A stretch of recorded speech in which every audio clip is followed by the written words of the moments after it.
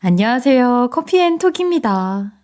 오늘도 와주셔서 감사드리고요. 바로 사연 읽어보겠습니다. 애청자님들 안녕하세요. 우리나라 속담 중에 사람 위에 사람 없고 사람 밑에 사람 없다는 말이 있죠. 사람은 누구나 소중한 존재이며 잘나고 못난 것 없이 모두가 평등한 존재라는 뜻인데요. 이런 말이 있음에도 불구하고 어떤 사람들은 자신이 조금 더 경제적으로 여유가 있고 환경적인 부분이 좋다고 해서 반대 상황에 있는 사람들을 무시하고 힘들게 하기도 하더라고요. 그러나 제가 살면서 비슷한 일을 겪어보니 하나 크게 느낀 게 있어요. 이런 식으로 못된 심성을 가지고 살아가며 타인에게 큰 상처를 남기게 된다면 세상 이치에 따라 언젠가는 똑같이 돌려받게 된다는 거예요. 그렇기 때문에 인간이라면 못된 짓을 하며 사리사욕을 채우는 것보다 본인이 평등한 존재라는 것을 인지하고 타인과 잘 어우러져 양심적으로 살아가는 게 가장 좋은 방법이 아닐까 싶네요. 저는 30대 초반의 여성이고 시어머니가 운영하는 빵 공장에서 근무를 하고 있어요. 제 남편은 빵 공장에서 일하는 건 싫다고 해서 작은 회사에 취직해 근무를 하고 있죠. 저희 두 사람은 중학교 동창으로 오랜 기간 동안 알고 지내다가 성인이 된 후 연애를 시작하게 되었어요. 그리고 연애 2년차가 되던 해에 의도치 않게 아이가 먼저 찾아오게 되면서 바로 결혼을 하게 되었죠. 그러나 시어머니는 저를 정말 싫어하셨어요. 그래서인지 인사를 드리기 위해 찾아갔을 때 가시 박힌 말씀을 자꾸 하셨죠. 나 참 기가 막혀서 말이 안 나온다. 20살 때 공장 들어와서 꾸준하게 일 열심히 하는 직원이라고 좋아하라 했더니 네가 감히 우리 아들을 꼬여내? 그렇게 사장 며느리가 되고 싶었냐? 아니에요, 어머니. 사장 며느리 자리 탐내고 준성이 만난 적 없어요. 아니긴 뭐가 아니야. 준성이가 내 아들인 거 공장 직원 전부 다 아는 사실인데 어쩐지 얘가 몇 년 전부터 자꾸 공장에 드나들더라니. 아유, 엄마, 그런 거 아니야. 얘 돈 보고 남자 만날 사람 아니라고. 20살 때부터 직원으로 봤다면서 아직도 현지를 몰라? 아이고, 이 순진한 것. 내 아들이지만 너무 순진해. 여자가 남자 돈 보고 만나는데 이마에 그런 사람 아니라고 적어놓고 다니냐? 게다가 얘는 할머니 밑에서 자랐고 먹고 살기 힘든 집안인데 터득한 게 남자한테 꼬리치는 것밖에 더 있겠냐고. 배운 게 없으니까 애부터 먼저 가지고 들어오겠다 하는 거야. 엄마, 말이 너무 심하다. 아무리 뭐라고 해도 나 현지랑 무조건 결혼할 거야. 말리지 마세요. 시어머니의 말씀이 점점 심해지자 남편은 그냥 제 손을 붙잡고 시댁에서 나와버렸어요. 사실 남편은 걱정 말라고 무조건 저와 결혼하겠다며 달래주었지만 가시 박힌 말들을 듣고 나오니 결혼 허락받기 힘들겠구나 하는 생각을 하게 되었죠. 그러나 시어머니는 먼저 생긴 손주 때문인지 결국 마지못해 허락을 하셨어요. 그리고 얼마 지나지 않아 공장에서 같이 일하던 사람들도 저희 결혼 소식을 듣게 되었죠. 현지 이제 사장이 며느리 된다면서? 그동안 고생 엄청 하더니 앞으로 인생 펴겠네. 부럽다. 결혼 축하해. 네, 결혼 축하해 주셔서 감사합니다. 사실 겉으로는 크게 티를 내지는 않았지만 공장주 며느리가 된다는 게 그다지 좋지 않았어요. 왜냐하면 시집살이 아닌 시집살이를 당해야 했거든요.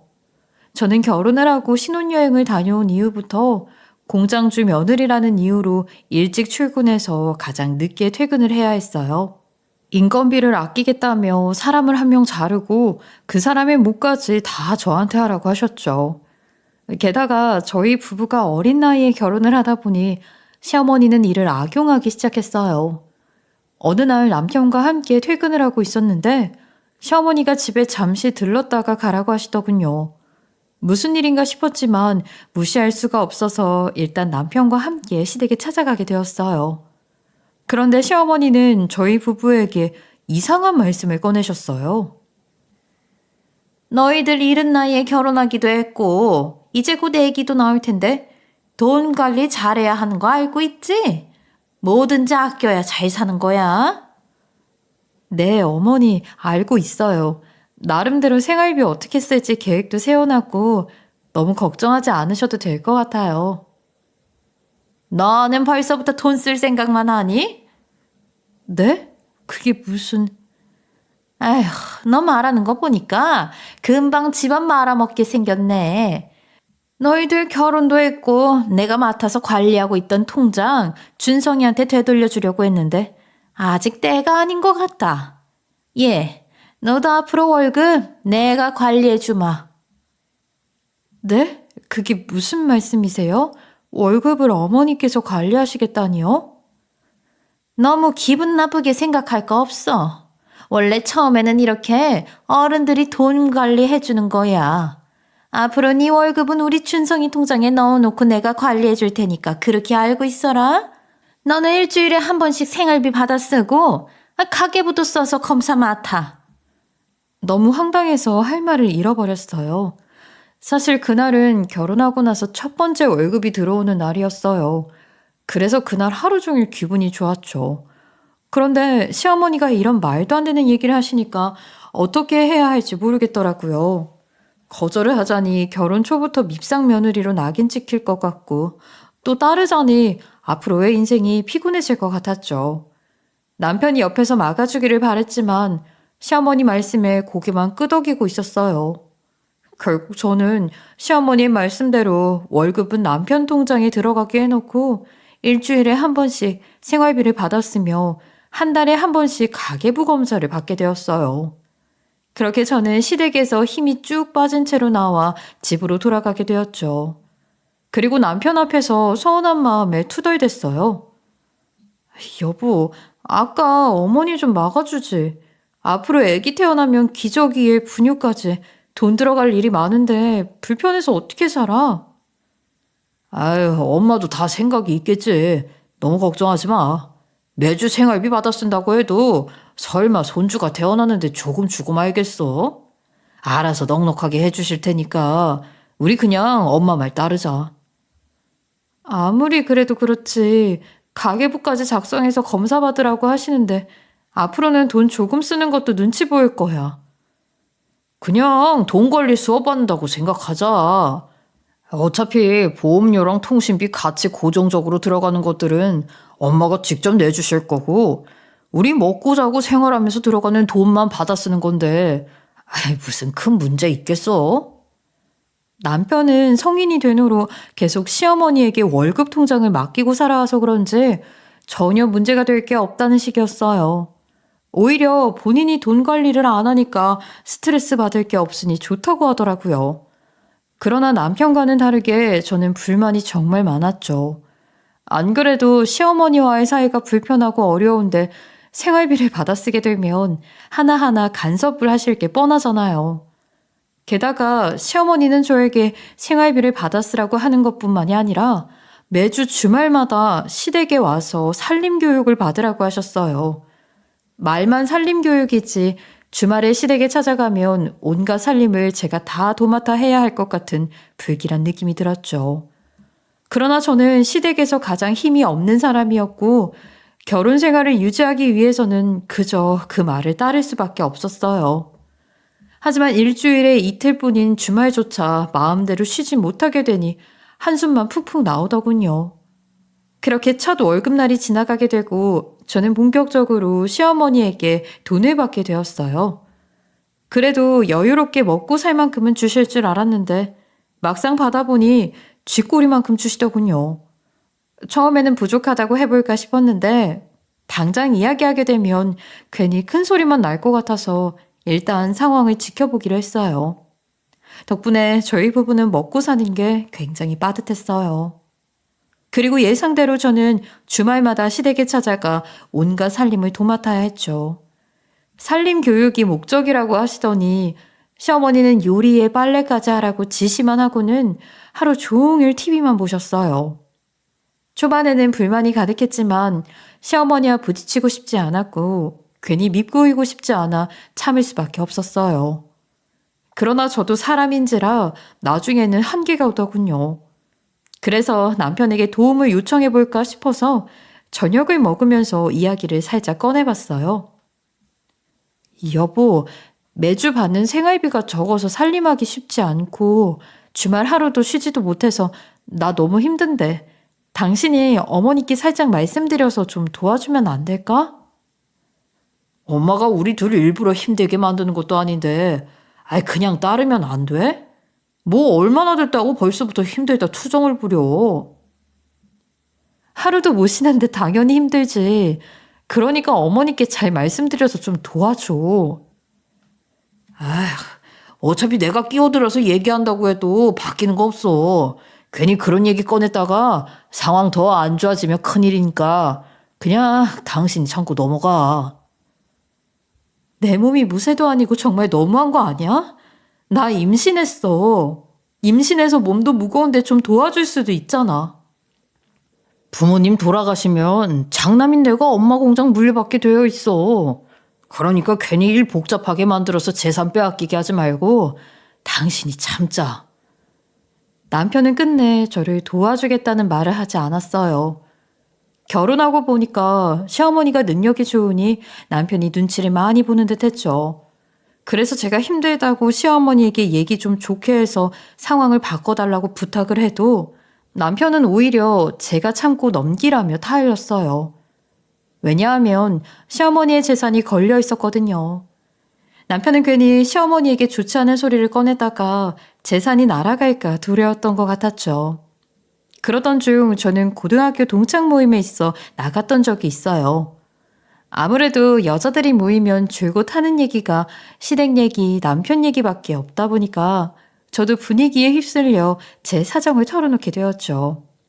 그런데 친구 중 한 명이 제 이야기를 심각하게 듣더니 이런 말을 하더라고요. 현재야, 내 말 기분 나쁘게 들을지도 모르겠는데 어떤 일이 생길지 모르니까 미리미리 증거부터 모아놓는 게 어때?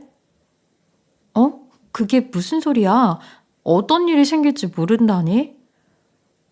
내가 평소에 친하게 지내는 아는 언니도 부잣집에 시집을 갔는데 얼마 전에 이혼을 하게 됐거든. 그런데 증거물을 모아놓은 게 없어서 시집살이만 호되게 당하다 애까지 뺏기고 맨몸으로 쫓겨났어. 그게 무슨... 나도 그런 일을 겪을 수 있으니까 미리 대비를 해놓으라는 거야? 지금은 뱃속에 있는 애 때문에 이혼 생각이 들지 않더라도 시간이 지나고 며느리라는 이유로 그러려니 하면서 넘어가게 되면 시어머니 행동은 점점 더 악랄해지지 않겠어? 이혼을 하지 않으면 다행이지만 혹시 모를 일에 대비해서 미리 증거물을 확보해놓는 게 좋을 것 같아. 친구가 어떤 부분을 걱정해서 이런 이야기를 꺼낸 것인지 잘 알고 있었지만 저는 설마 그런 일이 일어나겠어 하는 생각 때문에 그냥 웃어 넘겼던 것 같아요. 그러나 집에 도착해서 가만히 고민을 해보니까 당장은 쓸모가 없다 느껴지더라도 사람 일은 모르는 건데 라는 생각이 들었죠. 게다가 남편도 항상 시어머니 편만 드니까 뭐라도 만들어 놓는 게 낫겠다 싶었어요. 그래서 저는 그 다음 날부터 휴대폰으로 이것저것 증거들을 모으기 시작했죠. 그리고 공장에서도 항상 휴대폰을 소지하고 다니면서 저에게 불리한 일이 생기면 녹음과 사진으로 증거를 다 남겨두었어요. 그렇게 2년이라는 시간이 지나게 되었어요. 저는 여전히 혹시 모를 미래를 위해서 불리한 일들은 증거물로 모아놓고 있었어요. 그런데 어느 날 저녁에 집에 들어가자마자 시어머니에게 전화 한 통을 받게 되었죠. 예. 아까 얘기하려고 했는데 까먹어서 전화했다. 내일 오전에 아주 중요한 손님이 오시니까 네가 공장에 6시까지 나가서 사장실 청소 좀 해놔라. 내일 새벽 6시요? 어머니, 저 재성이 어린이집 데려다 줘야 하는데 아무래도 6시는 힘들 것 같아요. 차라리 제가 내일 출근해서 하면 안 될까요? 내일 새벽에 청소하고 다시 집에 가서 재성이 어린이집 데려다 주고 난 후에 출근하면 되잖아. 왜 이렇게 생각이 없니? 너 내 말 어기면 어떻게 되는지 알지? 명령이니까 반드시 새벽 출근해라. 저는 결국 시어머니의 명령으로 인해 새벽 6시에 출근을 할 수밖에 없었어요. 공장에 들어가자마자 곧장 사장실에 들어가 청소를 하기 시작했는데 그날따라 시어머니 서랍장 마지막 칸 문이 열려 있는 게 보이는 거예요. 평소에는 다른 곳은 몰라도 그 서랍장만큼은 항상 열쇠로 잠겨 있었거든요. 그래서 저는 그 서랍장에 대체 뭐가 들었길래 저렇게 꽁꽁 감추시나 싶어서 항상 궁금해 했었어요. 그런데 마침 서랍장이 열려 있고 공장에는 아무도 없으니 이때가 기회다 싶어서 확인해 보기로 했어요. 그렇게 저는 판도라 상자였던 사장실의 마지막 서랍장 문을 열어보게 되었어요. 그런데 막상 확인해 보니 금부치가 가득할 것만 같은 곳에 이상한 서류들만 잔뜩 있더라고요. 그래서 처음에는 별거 아닌데 뭘 이렇게 숨겼지? 라는 생각을 하면서 다시 넣어 놓으려고 했어요. 하지만 서랍에 다시 넣을 때 보니까 수상해 보이는 서류들이 꽤 많이 보였죠. 아무래도 하나하나 살펴보기에는 시간이 많지 않을 것 같아서 전 그냥 눈에 띄는 서류 몇 개를 확인해 보기로 했어요. 그런데 시어머니가 꽁꽁 감춰둔 서류들은 제대로 살펴보니 충격적인 내용이 많이 담겨 있더군요. 그동안 불법적인 일을 저지른 내용이 담겨 있는 서류 외에도 몇몇 거래처 사장들 등을 쳐먹고 있는 것을 발견하게 되었죠. 당연히 어떤 분들은 아무리 공장주 며느리라고 해도 단순 노동을 하던 일개 직원이 서류만 보고 그런 내용을 어떻게 알 수 있냐고 생각하실 수도 있을 거예요. 그러나 저는 시어머니 빵 공장에 20살 때부터 꾸준히 근무를 해왔고 가장 젊은 사람이었기에 회계 잡일까지 하고 있었던 상황이었거든요. 그리고 학교 다닐 때 공부를 꽤 잘하는 편이었고 은행원이 꿈이었기에 경제적인 여유만 있었다면 그쪽 분야로 나갈 수도 있었거든요. 이걸 알고 있던 시어머니는 20살에 입사한 저를 적극적으로 활용하기 시작했고 덕분에 공장 일에 대한 계산은 빠삭했어요. 그래서 서류를 살짝 살펴보기만 했는데도 시어머니가 그동안 어떤 일들을 저질러 왔는지 금방 파악할 수 있었죠. 많은 서류들 중에는 거래처 사장들 계약서가 있었는데 살짝 살펴보니 겉으로는 판매 시중가보다 저렴한 듯 보이지만 계산을 제대로 해보면 몇 배의 금액을 더 지불하고 있다는 것을 확인할 수 있었어요. 아무래도 거래처들은 보통 연 단위로 계약을 하게 되고 오랫동안 거래를 해온 사람들은 대충 금액이 맞다 싶으면 사인을 해버리잖아요. 어차피 간식값인데 생각하고 깊게 따져보지 않은 채로 계약을 하니까 시어머니는 이 점을 파고들어 배를 채우고 있었던 것이었죠. 결국에는 거래처들을 상대로 사기를 친 것이었고 세금 문제까지 엮여있는 상황이니 이게 터지면 정말 큰일이 날 수도 있겠다는 생각을 하게 되었어요. 그러나 시어머니에게 이리저리 휘둘리고 있는 상황인 저에게는 좋은 일이 될 수도 있으니 증거를 남겨놓아도 되겠다 싶어 눈에 보이는 서류들 사진들을 찍어 놓았죠. 그리고 나서 저는 아무 일 없던 것처럼 다시 정리를 해놓고 사장실에 나가게 되었어요. 당연히 시어머니는 제가 그 서랍 속 서류들을 확인했을 거라는 의심조차 하지 못하고 있었겠죠. 그렇게 그날로부터 약 2주일이라는 시간이 흘렀어요. 그날은 공장이 오픈 기념일로 쉬는 날이었는데 시어머니가 아침 일찍부터 저에게 전화를 해왔어요. 예, 오늘 집에 중요한 손님이 오시니까 너 지금 좀 와서 점심 식사 준비해라. 중요한 손님이요? 그래, 중요한 손님이랑 집에서 점심 식사하기로 했으니까 너 꿈을 대지 말고 빨리 집에 좀 와. 사실 저는 회사가 쉬는 날인데 그날만큼은 집에서 편안하게 있고 싶었어요. 그러나 늘상 있는 일이기도 하고 괜히 시어머니 말을 무시한 채로 시댁에 안 갔다가 더 피곤한 일이 생길 수도 있었죠. 그래서 저는 아이를 어린이집에 보내놓고 시댁에 찾아가서 이것저것 음식 준비를 하게 되었어요. 집에 누가 오기로 했는지는 몰라도 저는 한참 동안 잡채에 갈비찜까지 만들었죠. 그리고 나서 상차림까지 완벽하게 세팅을 해놓았어요. 시어머니는 약속한 시간이 거의 다 되었다며 현관문 앞에 서서 손님을 목이 빠져라 기다리고 계신 상황이었어요. 저도 누가 오시는지는 몰라도 이 집 맏며느리로서 시어머니와 같이 손님에게 인사를 드리는 게 예의니까 현관문 쪽으로 다가갔어요. 그런데 시어머니가 제 모습을 보면서 아주 정색을 하시는 거예요. 오늘 내가 중요한 손님이 오신다고 했냐 안 했냐? 다른 사람도 아니고 거래처 회장님이 오시는 건데 네가 뭐라고 내 옆에 서서 인사할 준비를 하고 있어? 너는 괜한 짓 하지 말고 거 다락방에서 큰 교자상이나 꺼내와라. 네, 어머니. 저는 시어머니의 말에 창고로 쓰고 있는 다락방으로 올라가서 큰 교자상을 찾기 시작했어요. 그런데 시어머니도 뒤따라 다락방으로 올라오셨더군요. 처음에는 제 행동이 느려서 답답해 오신 건가 싶어 교자상 찾아서 금방 내려갈 테니까 조금만 기다려달라고 했죠. 그런데 시어머니가 대답도 없이 다락방 문을 닫더니 그대로 자물쇠를 채워 잠궈버리는 게 아니겠어요? 저는 시어머니의 행동이 너무 황당해서 3초 정도 멍하니 있다가 다급하게 뭐 하시는 거냐고 문을 두드리며 소리를 질렀죠. 어머니, 지금 뭐 하시는 거예요? 갑자기 저를 여기에 왜 가두시는 건데요? 장난치지 마시고 빨리 다락방 문 열어주세요. 네? 내가 너한테 장난을 왜 치냐?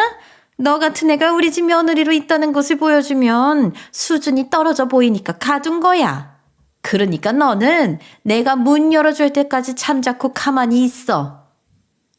그게 무슨 말씀이세요? 제가 뭘 어쨌다고 이렇게까지 하세요? 이 문 빨리 열어주세요.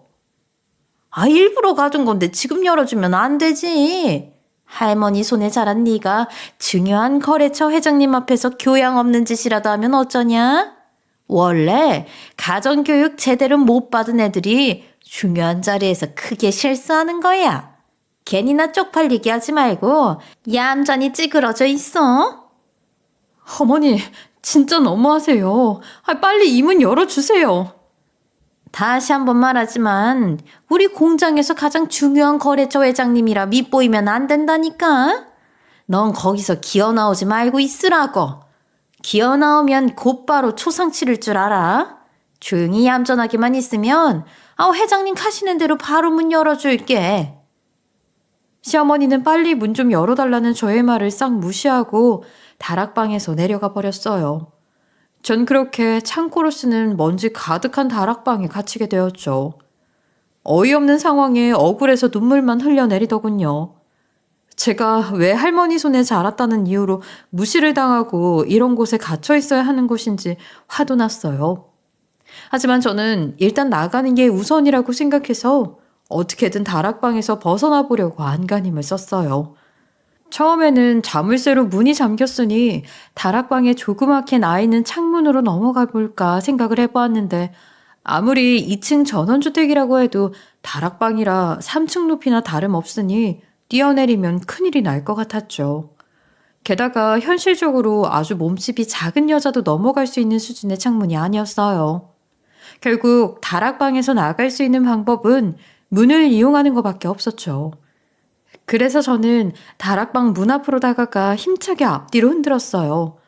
처음에는 도저히 문이 열릴 기미가 보이지 않더니 몇 번 더 문을 앞뒤로 세게 덜그럭거리니까 무언가 툭 하고 떨어지는 소리가 들린 후 문이 열렸죠. 문 앞에 떨어져 있는 자물쇠를 보니 아마도 낡아서 강한 충격을 주니까 금방 열린 것 같았어요. 낡은 자물쇠가 아니었으면 꼼짝없이 다락방에 갇혀 있을 뻔했는데 다행이다 싶었죠. 처음에는 문이 열리자마자 바로 다락방을 나가려고 했어요. 그런데 집에 손님도 오지 않은 상황인데 무작정 내려가다가 시어머니에게 들키면 제가 탈출 시도도 하지 못하게 아예 문을 꽁꽁 싸맬 수도 있을 것 같았어요. 그래서 저는 바로 나가지 않고 회장이란 사람이 오면 그때 나가야겠다 생각하면서 기다렸죠. 그렇게 약 2시간이 흘렀고 밑에서 시어머니의 호탕한 웃음소리가 들리는 것을 보니까 회장이라는 사람이 집에 와 있는 듯 보였어요. 마침 저는 밥도 못 먹고 시댁에 와서 한참 동안 일만 했던 상황이라 배가 정말 고팠어요. 그래서 이때다 싶어 다락방에서 나가 1층으로 내려가게 되었죠. 어차피 집에는 회장이라는 사람이 와 있고 시어머니에게는 중요한 손님이라고 했으니 저를 보더라도 함부로 대하지는 못할 것 같았거든요. 그래서 일부러 당당하게 내려갔어요. 그런데 1층에 내려가 보니 거래처 회장님이라는 사람이 벌써 돌아가려고 채비를 하고 계시더군요. 당연히 계단에서 사람이 내려오는 소리를 듣고 회장과 시어머니는 제가 있는 쪽을 쳐다봤죠. 아이, 공장에서 일하시던 젊은 직원분이네요. 그런데 직원분이 왜 이 집에 계시는 건가요? 아유, 저 친구가 제 맏며느리입니다, 회장님.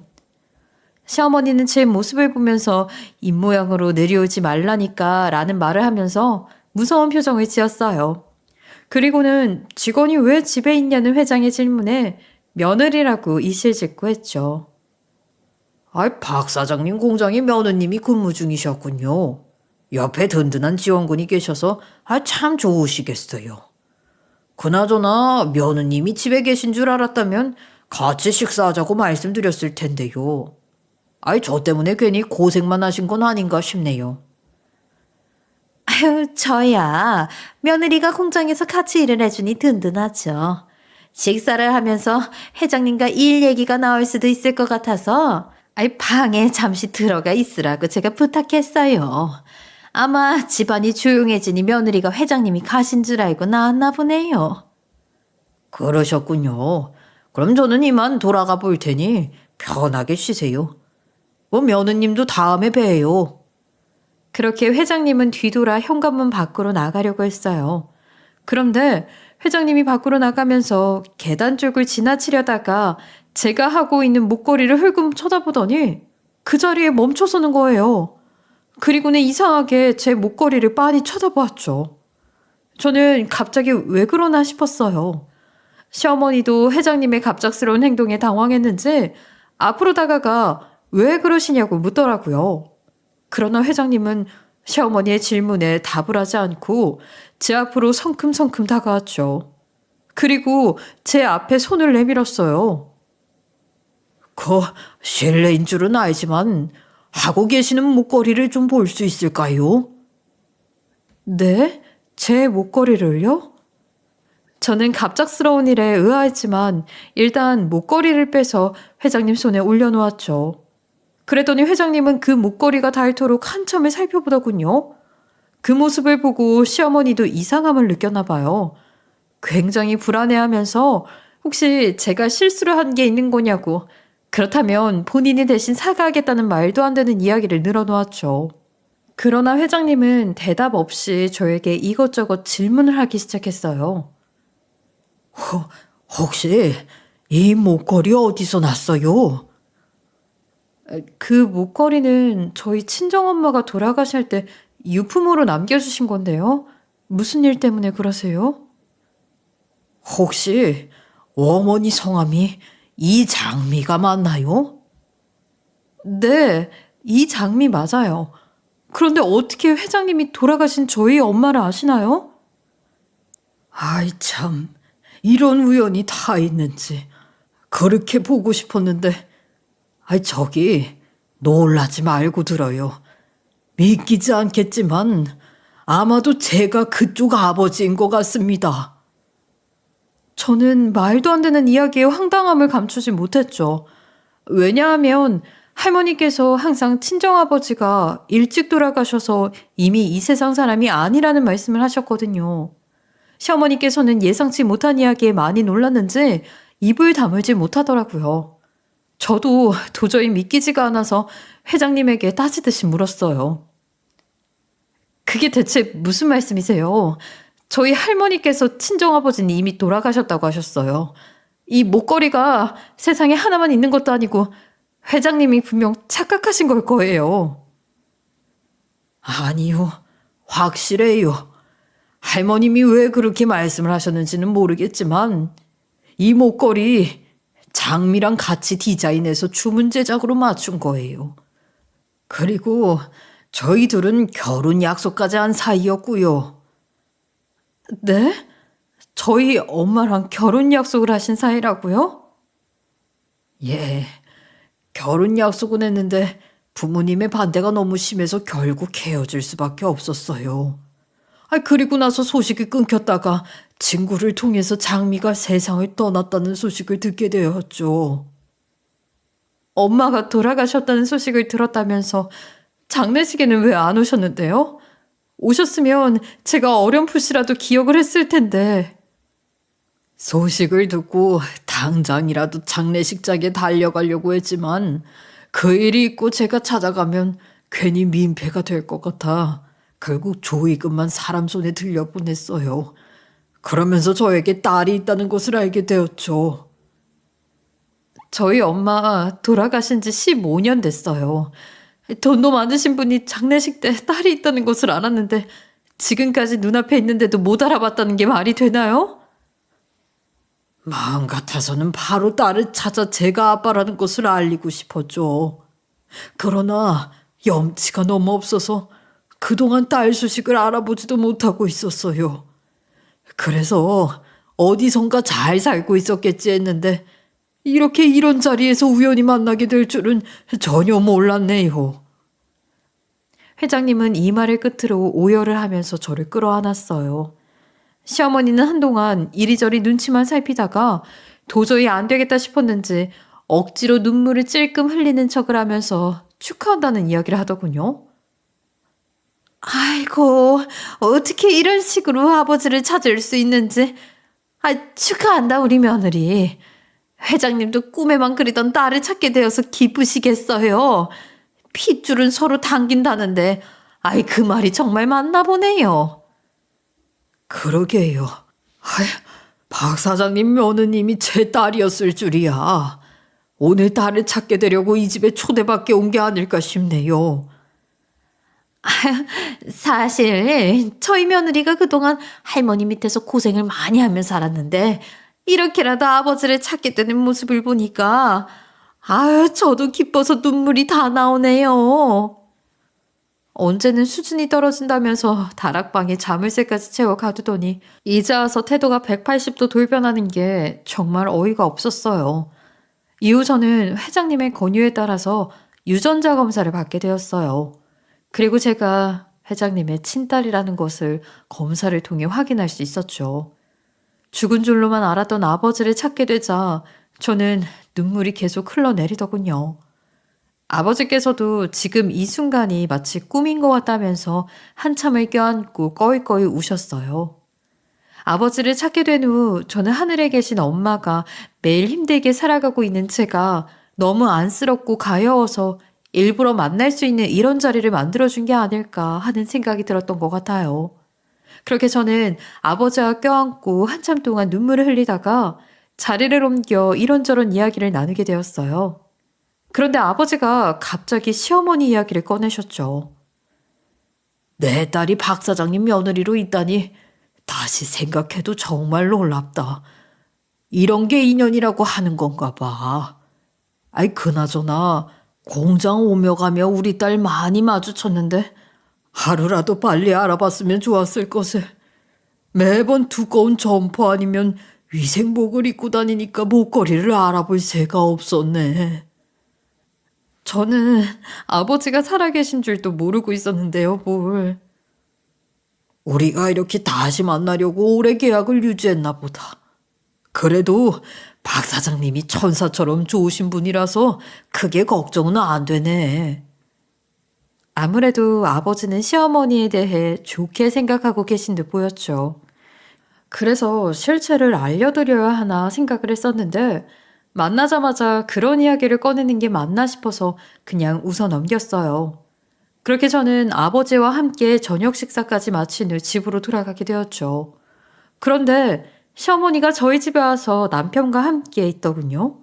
그리고 유전자 검사 결과가 궁금했던 것인지 제 모습이 보이자마자 이것저것 질문을 쏟아냈어요. 현지야, 유전자 검사 그거 어떻게 나왔니? 아버지 맞대요. 어머니 덕분에 찾을 수 있었네요. 아이고, 그렇지? 아이고, 내가 생각해보니까 서로 닮았다 싶더라고. 그래요? 준성아, 너 결혼 정말 잘했다. 어디서 이런 복댕이를 데리고 왔어? 현지야, 우리 그동안의 일은 다 있고 앞으로는 엄마와 딸처럼 잘 지내자. 시어머니는 중요 거래처 회장님의 딸이라는 게 밝혀지자 그럴 줄 알았다면서 복덩이라고 정말 좋아하더군요. 그러면서 제 두 손을 꼭 붙잡더니 앞으로는 엄마와 딸처럼 지내자는 어이없는 말을 내뱉었어요. 속이 훤히 보이는 말에 저는 기가 막히고 코가 막히더군요. 그러나 시어머니는 아랑곳하지 않고 이제 사돈이니까 저희 아버지와 정식으로 상견례 겸 식사를 해야 하지 않겠냐는 말을 꺼내는 거예요.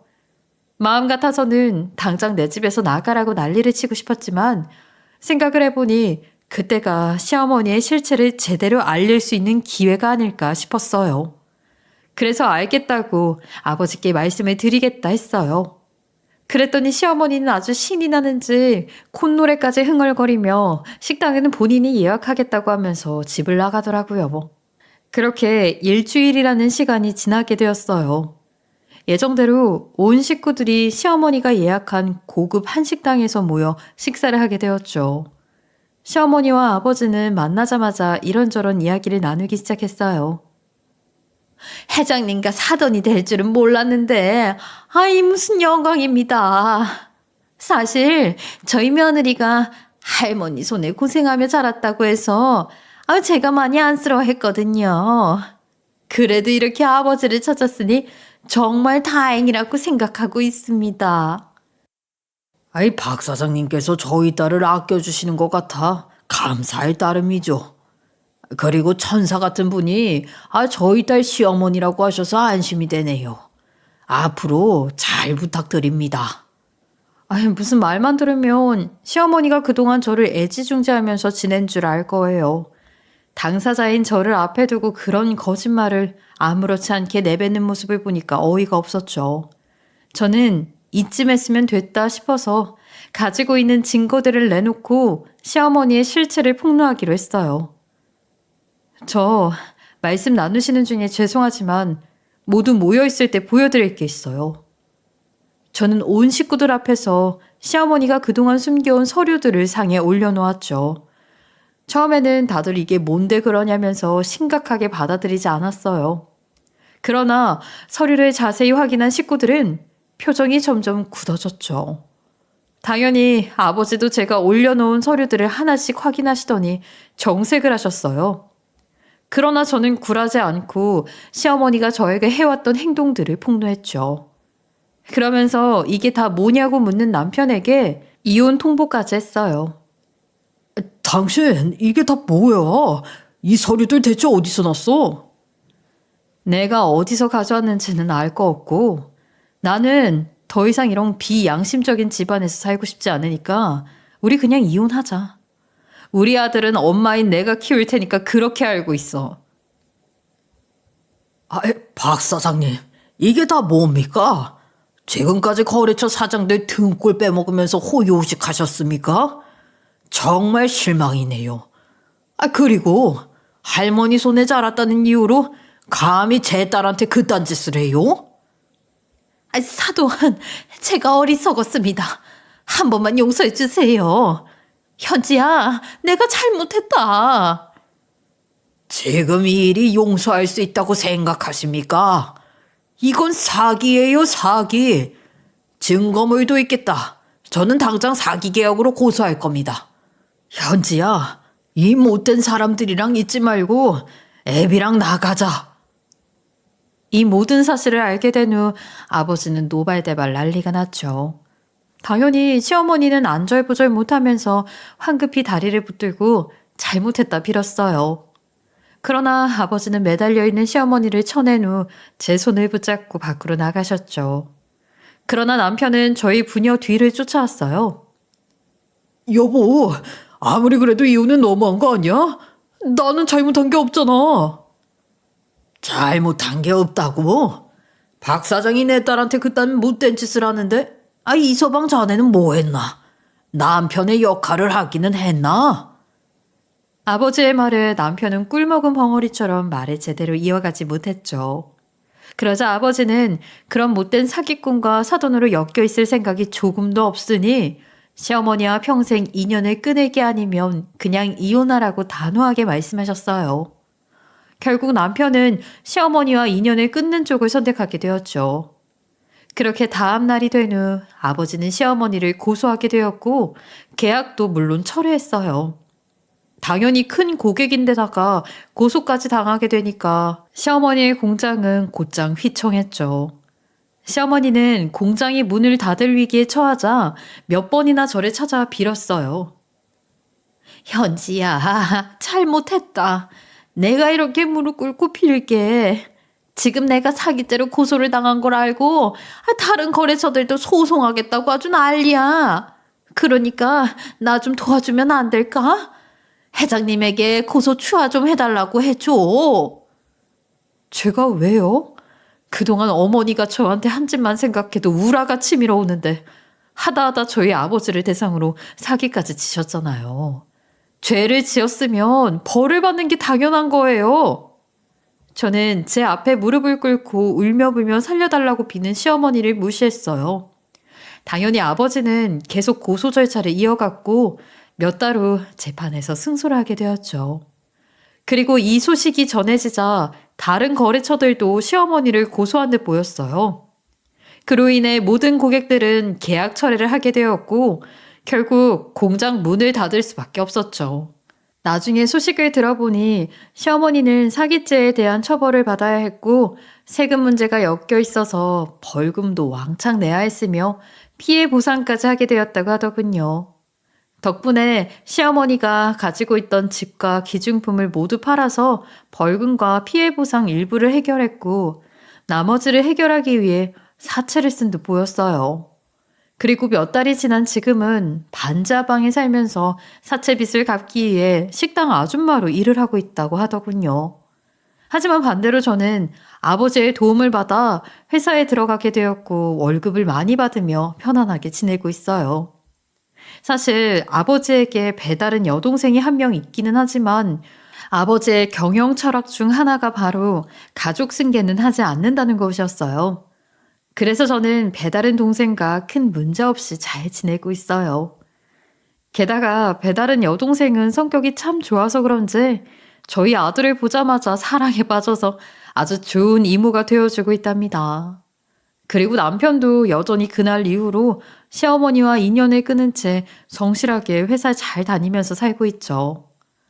사실 저는 인생에서 아버지를 만나게 될 것이라고는 상상도 못했어요. 하지만 가족의 끈은 때려야 뗄 수 없다고 하잖아요. 너무 신기하게도 이번 일을 겪어보니 만나야 할 인연은 어떻게든 만나게 된다는 것을 확실하게 깨달을 수 있었던 것 같습니다. 저는 아버지를 뒤늦게 만나게 된 만큼 앞으로 사랑한다, 감사한다 표현을 잘하고 효도도 하면서 행복하게 살아가려고요.